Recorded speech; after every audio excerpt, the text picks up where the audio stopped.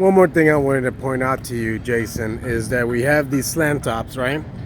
And these are great when you put them, if you just need to put material that's, pain in the butt to get in, you just literally just lift it up and dump it.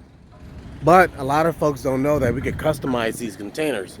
So if you put this and you back it up on your dock, all you really need to do is literally just with your foot, just slide it across, dump the material right inside the unit, and just slide it back across. And that's it. And that's bumped right against your dock. And you don't have to move the container around with your forklift and have issues getting service. Because if the container is turned around in a different direction and you guys forget to put it back so we can pick it up, then you won't get service.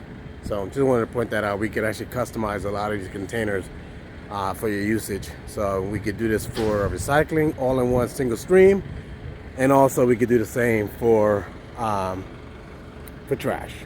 And what you're looking at, this is an 8-yard front load container, customized.